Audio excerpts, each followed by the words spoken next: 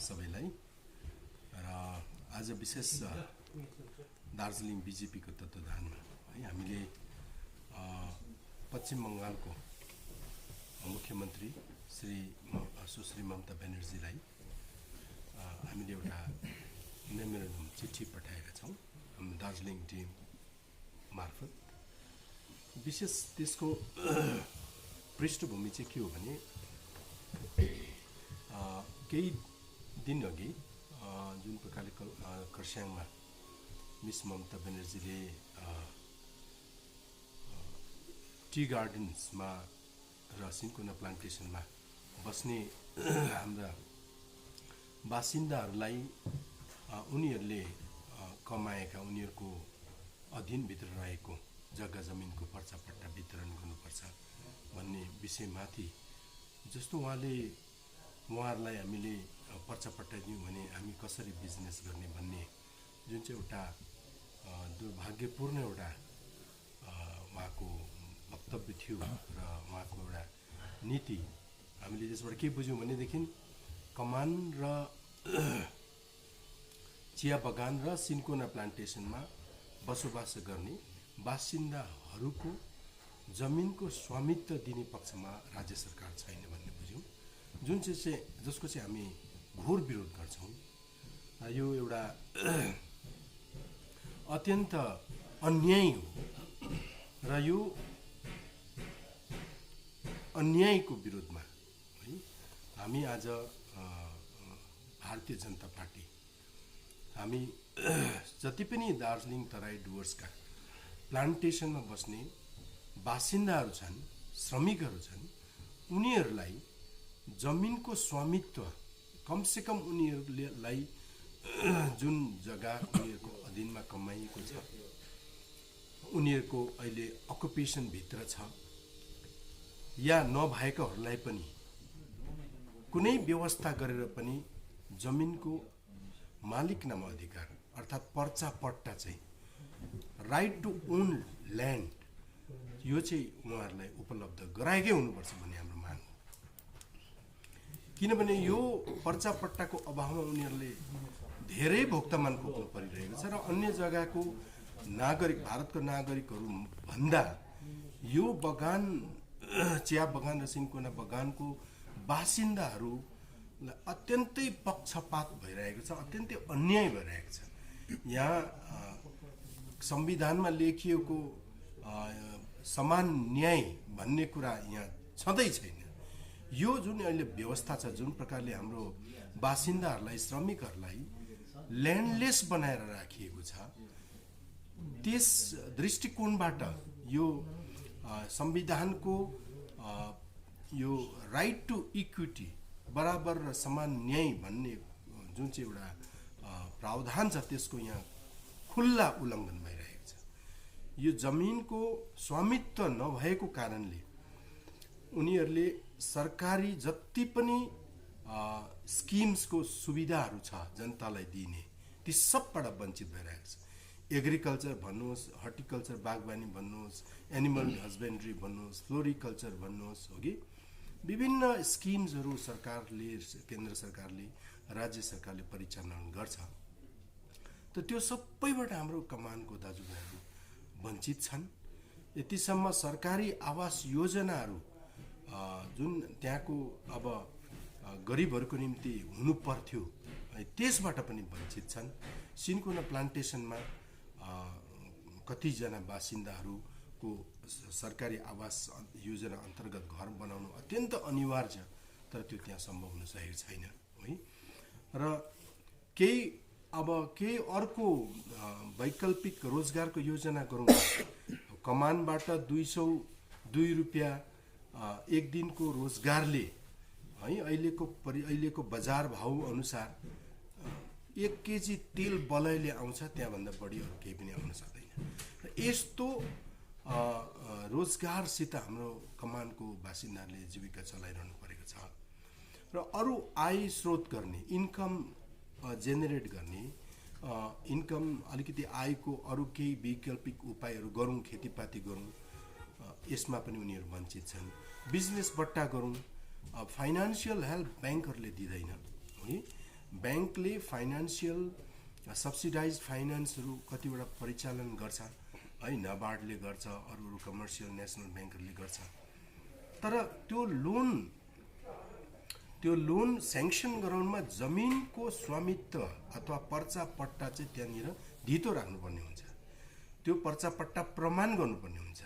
त्यो विचार हाम्रो कमानका दाजुभाइहरू त्यो सम्भव उहाँहरूलाई छैन, किनकि उहाँहरूको हातमा पर्चा पट्टा छैन। र यसले गर्दाखेरि यो जबसम्म जमिनको पर्चा पट्टा दिइँदैन, हाम्रो प्रदान गरिँदैन हाम्रो कमानको बासिन्दाहरूलाई, तबसम्म हाम्रो पहाडको आर्थिक अवस्था यसरी नै अत्यन्तै के अरे विपन्न अवस्थामा नि उनीहरूले बाँच्नुपर्ने हुन्छ। र यसले गर्दाखेरि यो जमिन अङ्ग्रेजहरूको समयदेखि नै है यो जमिन एउटा इन्डस्ट्रियलिस्टहरूको हातमा सुम्पिदिएको कारणले गर्दाखेरि यहाँको बासिन्दाहरू आफ्नो भूमिमै ल्यान्डलेस भएर बस्नुपर्ने यो यति एउटा के भने दुर्भाग्यपूर्ण विडम्बना।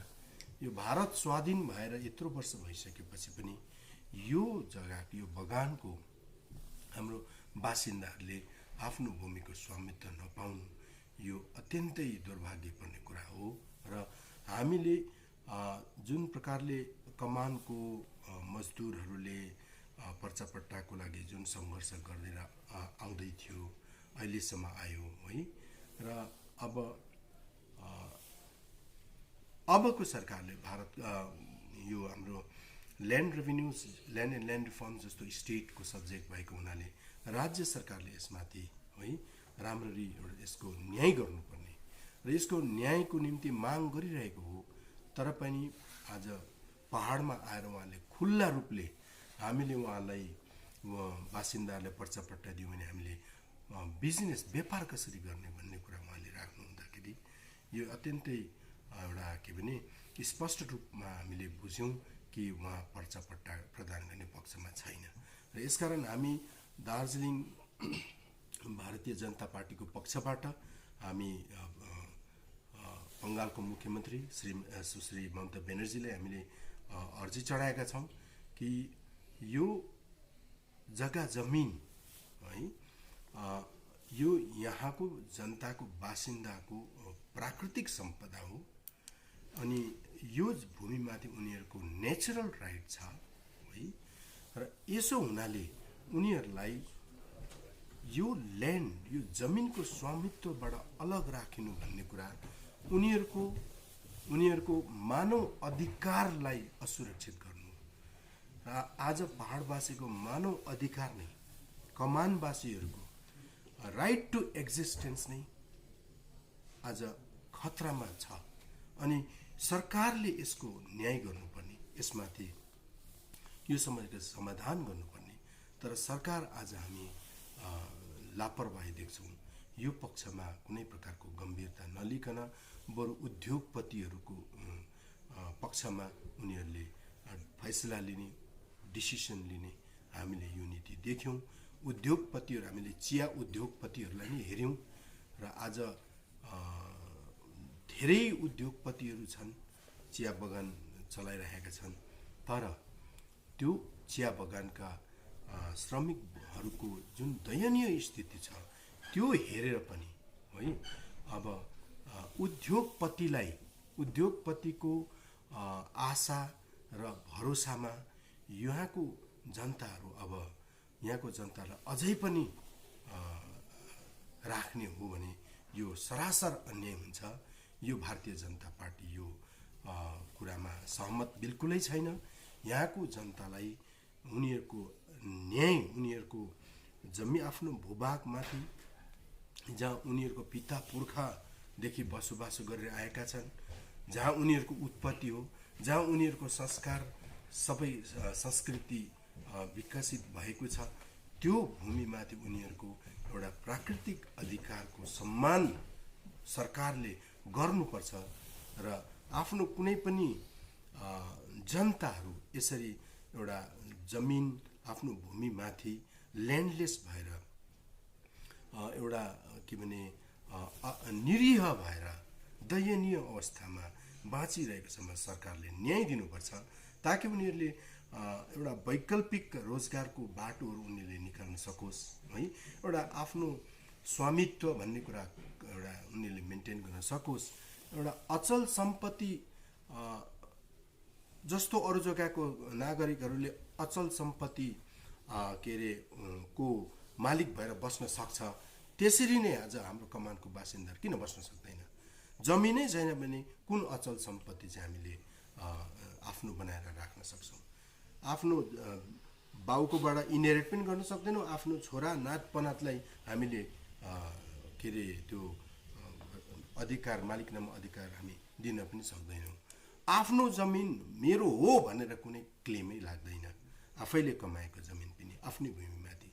र यो परिस्थिति चाहिँ एकदमै दार्जिलिङको जनताको लागि एकदमै दुर्भाग्यपूर्ण है, एउटा विडम्बनाको विषय। र यो विषयमाथि सरकारले एकदमै पहल गर्नुपर्छ, न्याय गर्नुपर्छ भन्ने कुरा हो हाम्रो। यो विषयमाथि हामीले यो सन्दर्भमा नि हिजो खरसाङमा पनि एउटा प्रताप खाती र वन्दनाको पहलमा है यो सुप्रिम कोर्टको त्यो एउटा सुनवाई हुनु गएको थियो है। भोलि चाहिँ दार्जिलिङमा छ है। यो तपाईँहरूको चाहिँ सिमिलर काइन्ड अफ यो तपाईँको यो माग हो उहाँहरूको है। यसलाई चाहिँ कस्तो नजरले हेर्नुहुन्छ? तपाईँले एकातिर यो प्रजाकर्ता भन्नुहुँदैछ, उहाँले उहाँको वेलफेयरको लागि यो सुप्रिम कोर्टसम्म जानुभयो।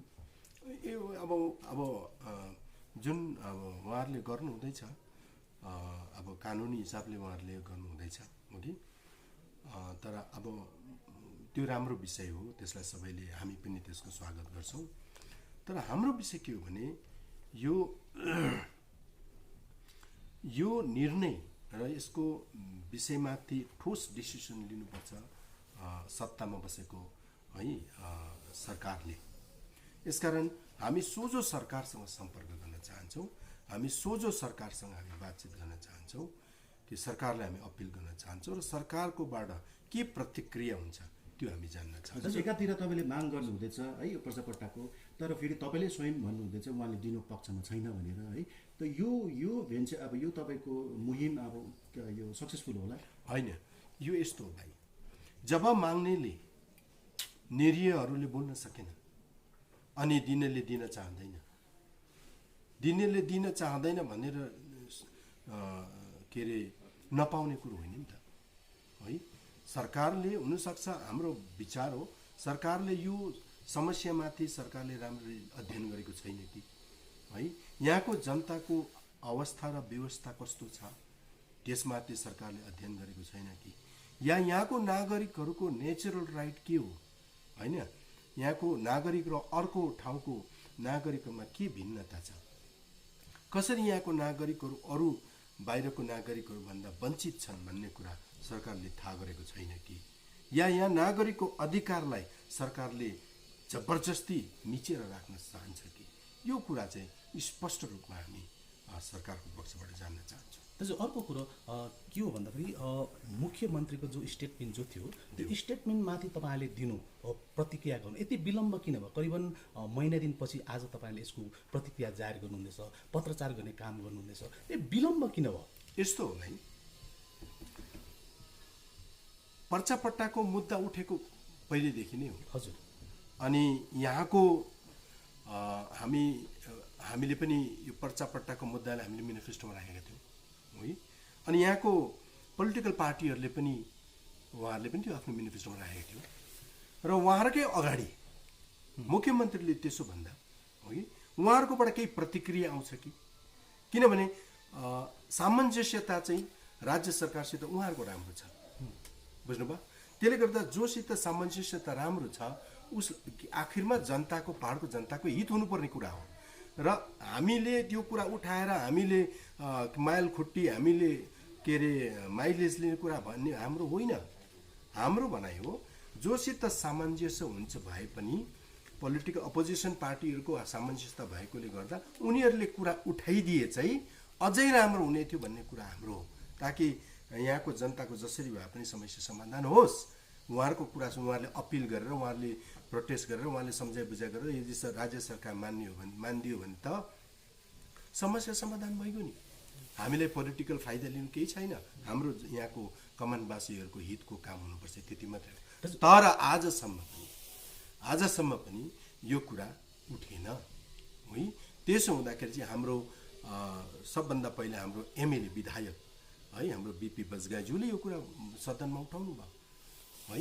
अनि त्यस पछाडि आज हामी फिल्डमा आज हामी यो कुरा उठाउँदैछौँ। दाजु अर्को कुरो जस्तो अब चिया श्रमिक अनि सिन्कोना श्रमिकहरू जस्तै पहाडको समस्त नागरिकहरू जो छन् उनीहरूले पनि पर्जापट्टाको कुरा, जो सिधा भन्नुपर्दा गोर्खाल्यान्डको कुरा, आफ्नो जमिनको कुरा धेरै अघिदेखि नै गर्दै आइरहेका छन्। र आजको दिनमा वर्तमानमा जो पिपिएसको कुरा चलिरहेको छ कि यो पिपिएसले हाम्रो दीर्घकालीन जो डिमान्ड छ, जो आफ्नो मागको कुरा छ, यसलाई कतिको समावेश गर्ला? यसमा एउटा कुरा प्रश्न म एउटा जोड्न चाहेँ। जस्तै अहिलेको राजनीतिक पार्टीमा विकास, बाटो, पानी, पर्जापट्टाको मुद्दालाई सेकेन्डरी मुद्दाको मान्यता प्रदान गरिन्छ है। र एउटा बङ्गालबाट एउटा अलग्गै व्यवस्था भएपछि यी सबै स्वतः परिपूर्ति हुने यहाँको जनताको बुझाइ हो, राजनीतिक दलहरू पनि दाबी हो। तर भाजपाले आजको दिनमा केवल पर्जापट्टालाई मात्र लिएर पत्रचार गर्नु, दार्जिलिङ भाजपा जिल्ला समिति आफैले बाटो बिराएको हो कि जनतालाई दिग्गमित बनाउन चाहन्छ? सुन्नुहोस् भाइ, हिजो अस्ति पहिरो गयो होइन, हिजो अस्ति पहिरो गयो, बाटो भत्क्यो हो कि, आउजाउको सामान बन्द, आउजाउ बन्द भयो। अब त्यहाँनिर अब त्यस्तो परिस्थितिमा हो कि त राज्य सरकारले गर्नु पर्यो, किन सत्ता उनीहरूकोमा छ। अन्त त्यहाँ त राज्य सरकारले हामीले कराउनु परेन। यस्तै अहिले राज्य सरकारको अधीनमा छ होइन, चिया बगानहरू सबै राज्य सरकारको सब्जेक्ट म्याटर हो। र अब अहिले इन्डस्ट्रियलिस्टहरूलाई 15% ल्यान्ड हामी दिन्छौँ कमानको भनेर भन्दाखेरि र हाम्रो यहाँको बासिन्दाहरूले चाहिँ आफ्नो स्वामित्व नपाउने, उनीहरूले चाहिँ पर्चापट्टाबाट वञ्चितै राखिन्छ, उनीहरूलाई दिँदैन भन्दाखेरि त्यति बेला हाम्रो एउटा राजनैतिक पार्टीको कर्तव्य के हुन्छ? हामी बोल्छौँ, यसकारण नि बोल्छौँ किनकि यो जुन उद्योगपतिहरूलाई यो पहाडको जमिन जुन हामी दिन्छौँ बिजनेस गर्ने भन्ने जुन चाहिँ उहाँको वक्तव्य छ, र जुन चाहिँ हामी यो पहाडको चियाबारीको बासिन्दाहरूलाई हामी पर्चापट्टा दिँदैनौँ भन्ने जुन चाहिँ उहाँको अडान छ, यसको चाहिँ हामी खुल्ला विरोध गर्छौँ। दाजु म यही कुरामा जोड्न तर यही कुरा हो, पिपिएस जुन चाहिँ तपाईँले सब्जेक्ट निकाल्नुभयो, पिपिएसको भर्खर के हुँदैछ, वार्ता सुरु भयो र पिपिएसको वार्ता सुरु भयो। पिपिएसले यसको एउटा निचोड रूप लिनु यसले समय लिन्छ र त्योभन्दा अगाडि नै यहाँनिर पहाडको चिया बगान र सिन्कोना बगानमा हाम्रो मानिसहरू बिहालत भयो भने त्यसको चाहिँ जिम्मेवारी कसले लिने? जोडौँ है, हजुर म अलिकति जोडौँ। हजुर, यहाँ भाइले जुन प्रश्न उठाउनु भयो एकदमै सान्दर्भिक प्रश्न हो। यो दार्जिलिङको पहाडमा नाना प्रकारको समस्या चाहिँ हाम्रो मान्छे ग्रसित छ। रोजगार, पर्यटन, शिक्षा, पर्जापट्टा। पहाडमा तपाईँको हामीले हेऱ्यौँ 81% जनताको हातमा पर्जापट्टा छैन। सिन्कोना बगान चियाबारी भइगयो, त्यो बाहेक तपाईँको डिआई फन्डको जनताको हातमा पर्जापट्टा छैन। यो डेभलपमेन्ट जो एरिया छ त्यहाँ बस्ने जनताको हातमा पर्जापट्टा छैन। त नाना समस्या ग्रसित छन् दार्जिलिङ पहाड। यसको एउटै मूल समाधान हो, बङ्गालदेखि हामी छुटिनुपर्छ। अहिले देशमा भारतीय जनता पार्टीको सरकार छ, अनि त्यो सरकारले पिपिएस जो भनिरहेको छ, त्यो पिपिएसको गर्भमा जे भए तापनि हामीले त्यसलाई बङ्गालदेखि छुट्ने एउटा व्यवस्था, संसदीय व्यवस्था भनेर मानिलिएको छ। हाम्रो कन्सेप्टमा यो छ। अनि हामी अहिले भारतीय जनता पार्टीको सरकारलाई पनि त्यसै भनिरहेको छौँ कि बङ्गालभित्रै बस्ने व्यवस्था होइन, बङ्गालदेखि छुट्टिने व्यवस्था चाहिँ तपाईँहरूले कुनै यो अबको वार्ताहरूमा निर्णायक रूपमा गरिदिनुपर्छ। त्यो नै हाम्रो निम्ति चाहिँ राजनीतिक उन्मुक्ति नै हो। अनि जम्मै समस्याको समाधान चाहिँ त्यहाँ आएर हुन्छ। हामी बङ्गालको दासत्वमा अब फेरि बस्न चाहँदैनौँ। र यही कुरा चाहिँ आज हामीले डिएम मार्फत पर्जापट्टाको कुराकानी गऱ्यौँ। अनि हामीले जसरी अस्ति 26 तारिकको दिन बङ्गालको चिफ मिनिस्टर सुश्री ममता ब्यानर्जी आएर यति हामीलाई एउटा बेजिती भनौँ न, पाहाडको जनतालाई बेजितीपूर्ण प्रकारले हामी पर्जापट्टा दिन सक्दैनौँ भनेर भने हामीले त अरू सरकारलाई पनि हेऱ्यौँ। लेफ्टफ्रन्ट गभर्मेन्ट थियो, विधानचन्द्र रोयको सरकार थिए, अजय मुखर्जीको सरकार थिए, तर उहाँले यसरी भनेको थिएनन्। तर सुश्री ममता ब्यानर्जीले चाहिँ हाम्रो दार्जिलिङको नेताहरूको सामनेमा राखेर कि तिमीहरूको पाहाडको के अरे चिया कमानलाई चाहिँ पर्जापट्टा हुँदैन, कि यो चाहिँ बिजनेसको लागि मात्रै म दिन्छु भन्दाखेरि सबभन्दा अन्याय हामीले फिल गरेका छौँ। यति ठुलो अन्यायपूर्ण घोषणा गरेर जाँदाखेरि पनि हाम्रो नेताहरू बोलेनन्। त यहाँ जनतालाई चाहिएको त भूमिपट्टा हो। अघि नै हाम्रो जिल्ला सभापतिले पुष्टि गर्नुभयो, पट्टा नभएको कारणले गर्दा विभिन्न सहुलियतबाट हाम्रो ग्रामीण जनता अझ वञ्चित छन्। कसरी आर्थिक समृद्धि हुन्छ? आर्थिक समृद्धि यदि उनीहरूले पाएन भने कसरी समाज अगाडि बढ्छ? अनि यसरी हामीलाई सिस्टेमेटिक कन्सपिरेसी गरेर चाहिँ हाम्रो जातिलाई अहिले पनि सप्रेस गर्न चाहन्छ सत्ताहरूले। यसै कारण यो सत्ताको सरप्रेसदेखि चाहिँ जुन प्रकारको डिप्राइभनेसनेस छ, यहाँबाट उन्मुक्तिको निम्ति नै हामीले आज पिपिएसको कुराभित्र चाहिँ बङ्गालदेखि छुटिने व्यवस्था हुनुपर्छ, त्योभित्र क्षमताशील संवैधानिक व्यवस्था हुनुपर्छ भन्ने पनि हाम्रो भारतीय जनता पार्टी दार्जिलिङ जिल्ला कमिटीको चाहिँ केन्द्रीय भाजपासित पनि, बङ्गालको भाजपासितको पनि, अनि अहिलेको केन्द्रको भाजपा सरकारलाई पनि हामीले निवेदन पनि गर्दैछौँ, माग पनि गरिरहेको छौँ। हामी यही अडानमा हामी अडिग छौँ। हजुर, एउटा कुरो, जति बेला तपाईँ सिपिआरएममा हुनुहुन्थ्यो त्यति बेला तपाईँको एउटा मलाई अहिले याद आयो, तपाईँको एउटा त्यो बयान थियो, जबकि नदिने आफूतिर आउँदैछ भने धारा किन खोज्ने भन्ने विषय थियो। र आज जबकि सेन्ट्रलमा तपाईँहरूको अप्पर अनि लोअर दुईटामै बहुमत छ, र यस्तो स्थितिमा तपाईँले सेन्ट्रल गभर्मेन्टलाई गोर्खाल्यान्डको लागि दबाउ दिने काम कतिको गर्नुभएको छ। र अर्को कुरो, तपाईँले अहिले भर्खरै भन्नुभयो हामीले स्टेट के भन्छ कमिटीमा पनि यो कुरा राख्यौँ र हामी सेन्ट्रललाई पनि भन्दैछौँ भने जुन, तर स्टेट जो तपाईँहरूको कमिटी छ यसले निरन्तर रूपमा विरोध जनाइरहेछ। उनीहरूले खुल्ला रूपमा भनिरहेछ हामी गोर्खाल्यान्डको पक्षमा छैनौँ भनेर। अनि अर्को कुरो, सेन्ट्रल जो छ तपाईँहरूको माने केन्द्रीय कमिटी छ, त्यसले पनि आजसम्म गोर्खाल्यान्ड भनेर खुल्ला रूपमा बोल्न सकेको छैन। के लाग्छ तपाईँलाई यसमा? हजुर, बङ्गालको कुनै पनि राजनीतिक दल अथवा सत्ताले हाम्रो इस्यु बोक्दैन, यसकारण कि हाम्रो इस्युलाई उहाँले समर्थन गर्नु भनेको त्यो भित्र उनीहरूको राजनीतिक बाध्यता छ। सेन्ट्रल पनि बोलेको छैन नि त। अनि सेन्ट्रलले एउटा कमसेकम भारतीय जनता पार्टीको मेनिफेस्टोमा पहाडको निम्ति पिपिएस हुनुपर्छ भन्ने एउटा कन्सेप्ट त तयारी गर्यो। अनि त्यो कन्सेप्टभित्र हामी के भन्दैछौँ भने गोर्खाल्यान्ड नै हुनुपर्छ, गोर्खाल्यान्ड जस्तै एउटा व्यवस्था त्यहाँ त्यो बङ्गालभित्रको व्यवस्था होइन, बङ्गालदेखि बाहिरको व्यवस्था नै हुनुपर्छ भन्ने हाम्रो अडान छ। होइन, तर सेन्ट्रलमा जसले यो पिपिएस भन्ने शब्द प्रयोग गरेको छ सङ्कल्प पत्रमा, तर त्यो पिपिएस बङ्गालभित्रको या बङ्गाल बाहिरको आजको दिनमा त्यही माथि नै विचार विमर्श भइरहेछ। अनि खुल्ला रूपमा जसरी गत दिन स्टेट गभर्मेन्टले आफ्नो पिपिएस के हो भन्ने कुरा खुलासा गरे, तर आजसम्म सेन्ट्रलले खुलासा गरेको छैन। यो दिग्भ्रान्ति भइरहेछ। एकदम हजुर, यस्तो हो, गोर्खाल्यान्ड है या अलग राज्य, यो नोमेनक्लेचर छ गोर्खाल्यान्ड।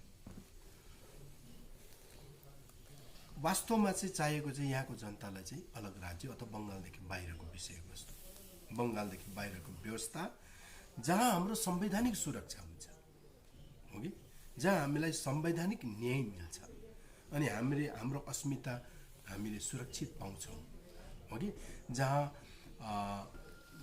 बहुसङ्ख्यक है एउटा समुदायको एउटा लिङ्ग्विस्टिक मेजोरिटीको त्यहाँनिर के अरे डोमिनेसन हुँदैन लिङ्ग्विस्टिक माइनोरिटीमाथि भन्ने कुरा हो कि। र यो चाहिँ अब पिपिएसको जब उल्लेख आयो, जुन पिपिएसमाथि आज यो त पार्टीले बिजेपी पार्टीले राखेको प्रस्तावना हो गोर्खाहरूको लागि पर्मानेन्ट पोलिटिकल सल्युसन, राजनीतिक समाधान है, स्थायी रूपको राजनीतिक समाधान। अब हामीले मागेको चाहिँ गोर्खाल्यान्ड हो कि अलग राज्य हो। त पार्टीले चाहिँ पिपिएस भनेको छ अनि केन्द्र सरकारले चाहिँ त्यो पिपिएसको फर्मुलाको लागि चाहिँ आज राज्यलाई पनि बोलाएर है पहाडको राजनैतिक दलहरूलाई पनि बोलाएर एउटा ट्राइपार्टाइट वार्ता जारी गरेको छ होइन, सुरु गरेको छ।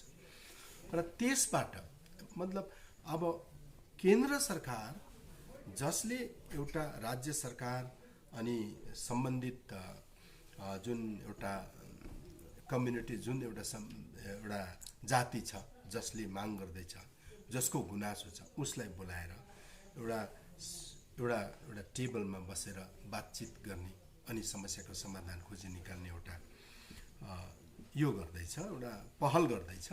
र यो पहल गर्दाखेरि केन्द्र सरकारको भूमिका हुन्छ हो कि भूमिका हुन्छ एउटा शान्तिपूर्ण ढङ्गले वार्ताको माध्यमबाट एउटा समस्याको समाधान निकाल्नु हो कि। र यस्तो परिस्थितिमा मलाई लाग्छ केन्द्र सरकारले सोझो रूपमा गोर्खाल्यान्डको पक्षमा वक्तव्य दिनु है, या केही अफिसियल स्पिच दिनु, त्यो एउटा के अरे एउटा त्यो नर्म्सभित्र, उनीहरूको त्यो रुलभित्र, प्रोटोकलभित्र पर्दैन हो कि। माग्नु पर्ने हामीले हो, अनि हामीले मागिरहेछौँ हो कि। हामीले किन अलग राज्य हुनुपर्छ या बङ्गालदेखि बाहिर हामीलाई किन राखिनुपर्छ, के कारणले, संविधानको के कारण छ, यहाँको पृष्ठभूमि के छ, अनि हामी किन कसरी बङ्गालभित्र चाहिँ हामी असुरक्षित छौँ र सुरक्षा हाम्रो हुँदैन भन्ने कुरा त्यहाँभित्र हामीले त्यो बताइरहेका छौँ। र त्यो हाम्रो तर्क, हाम्रो अवस्था व्यवस्थालाई हेरेर वास्तविक रूपमा गोर्खाहरूले कहाँ मर्काहरू, के मर्काहरू खप्दैछ र भोलि यिनीहरूमध्ये कुन प्रकारको खतरा आइपर्ने रहेछ, सो कुरा हामीले सरकारलाई जनाउनु जरुरी हो। र त्यो जब त्यो वार्तामा त्यो प्रष्ट बुझिन्छ हो कि, अनि हामी आफ्नो अडानमा बस्छौँ, सायद हामीलाई लाग्छ त्यो पछाडि है केन्द्र सरकारले एउटा राज्य सरकारसित एउटा सामञ्जस्य राखेर एउटा निचोड, एउटा समाधानमा आउँछ भन्ने हामीलाई लाग्छ। कुरो चाहिँ त्यो दाजु अन्तमा त्यसलाई म अलिक जोडौँ, सुन्नुहोस्। केन्द्रले राज्यलाई बोलाएको फेडरल सिस्टममा उहाँलाई एउटा सम्मान दिएको मात्रै। हामी के भनिरहेको छौँ भने, मेरो आफ्नो हिसाबले मैले भन्नु हो भने यसरी हामी भनिरहेको छौँ कि भाजपा सरकारले 2-3 कुरा त गरेर देखायो नि। अयोध्यामा राम मन्दिर बनाएर देखायो, महिला आरक्षण बिल जो कठिन बिल थियो त्यो पास गरेर देखाए, 370 धारा काश्मीरको त्यसलाई उठाएर देखाए। त हाम्रो विषयमा पनि गर्न सक्ने क्षमता त छ सरकारको, हामी त्यो भनिरहेको छौँ। अनि अहिले राज्यले जुन पिपिएसको खेसडाको यहाँ प्रस्ताव दिएको छ, त्यो हामीलाई के लाग्छ भने केन्द्रको पिपिएसलाई बाधा दिने यो षड्यन्त्र मात्रै हो। दाजु एउटा कुरो तपाईँले भन्नुभयो, यो जो पिपिएस विषय लिएर, जबकि यो विषयवस्तु जो स्टेटको विषयवस्तु जो छ त्यो त एउटा संविधानको विषयवस्तु अनि यो सेन्ट्रलको विषय हो। जबकि सेन्ट्रल गभर्मेन्टले काश्मीरको कुरा आयो, अयोध्याको कुरा आयो, तपाईँले खुदै नै भन्नुहोस्, त्यसदेखि अरू पनि थुप्रो विषयहरू छ। उनीहरूले त्यहाँको स्टेट गभर्मेन्टलाई इन्भल्भ नगराइकन उनीहरूले आफ्नो समस्याको समाधान गरियो। तर कि जबकि दार्जिलिङको विषय जो आयो, यसमा स्टेट गभर्मेन्टलाई तपाईँहरूले बोलाइरहेको छ, सेन्ट्रल गभर्मेन्टले बोलाइरहेको छ। माने यसले के बुझिँदैछ भने कि अब जबकि स्टेट गभर्मेन्टमा उहाँलाई बोलाइसकेपछि कतै यो स्टेटभित्रको व्यवस्था त होइन भन्ने एउटा मान्छेमा एउटा जिज्ञासु प्रश्न पनि छ। हजुर, जनतालाई यो कुराको म विशेष गरेर स्पष्टीकरण दिन चाहन्छु तपाईँहरूको मार्फतबाट।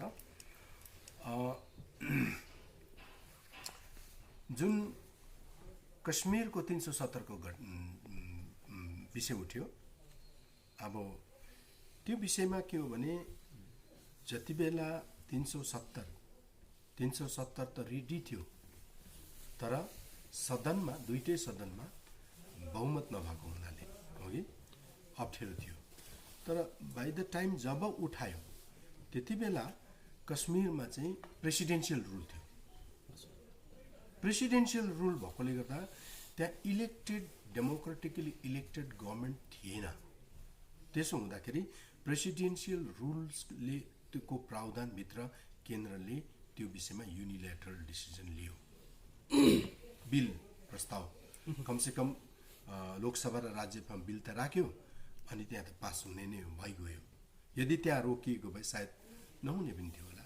तर पनि अब के हो भने माथि कश्मीरमा चाहिँ इलेक्टेड गभर्मेन्ट चाहिँ थिएन।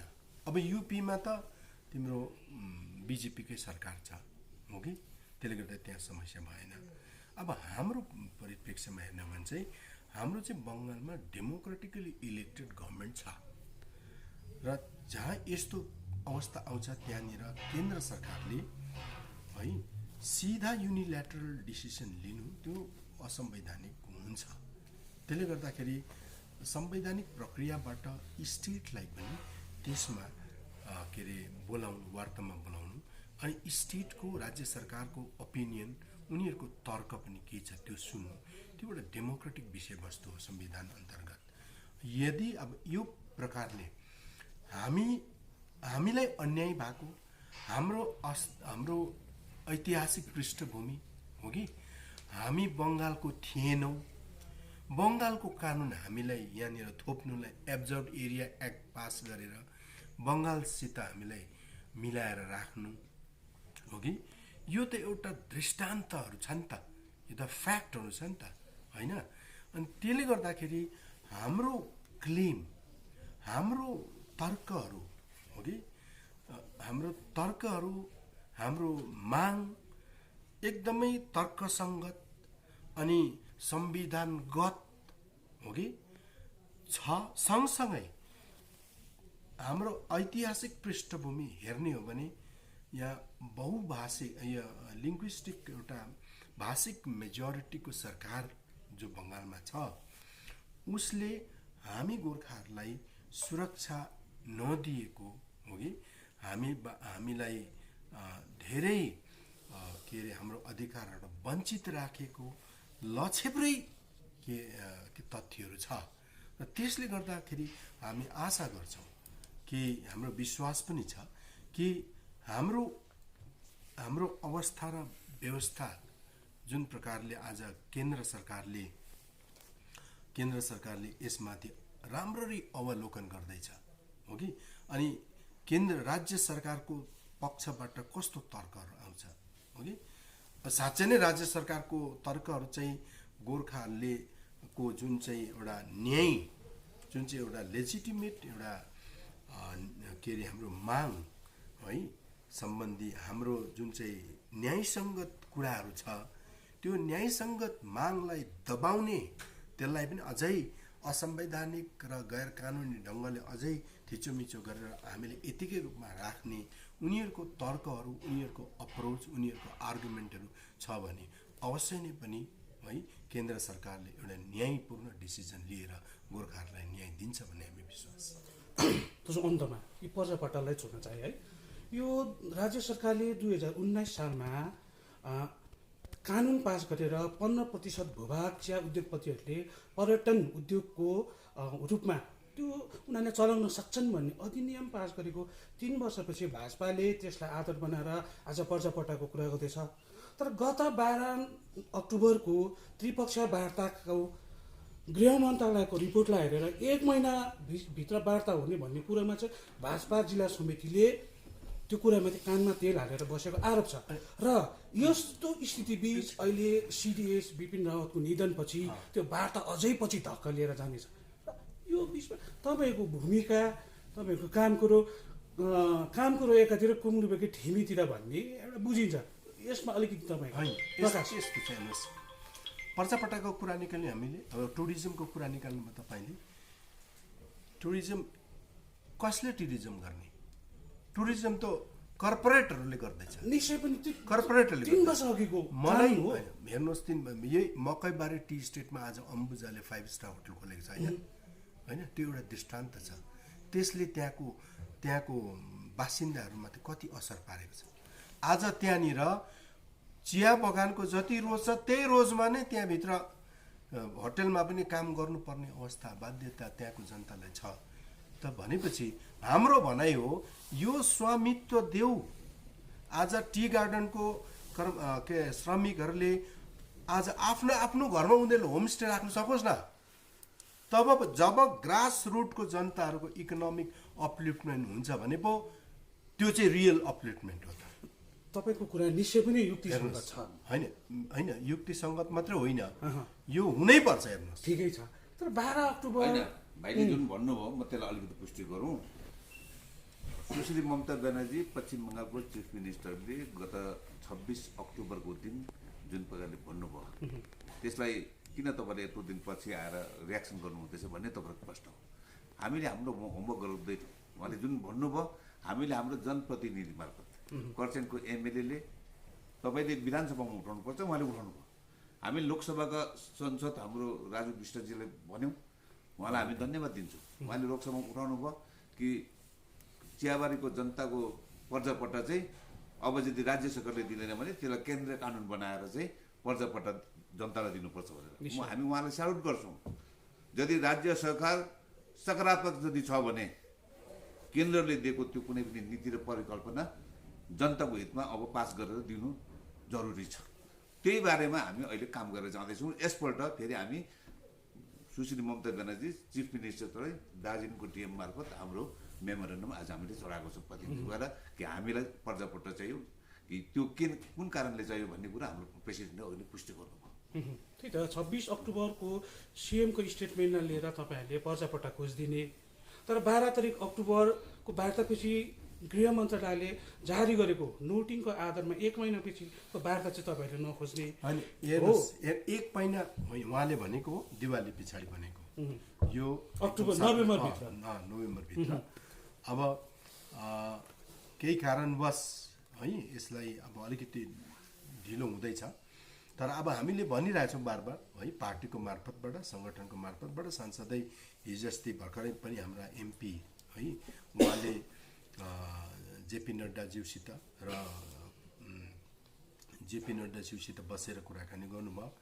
उहाँ होम मिनिस्टरसित बराबर सम्पर्कमै छ, हो कि। र त्यसले गर्दाखेरि हेर्नुहोस्, कुरो चाहिँ यस्तो, वार्ता सुरु भयो, वार्ता हुन्छ भयो पनि होइन।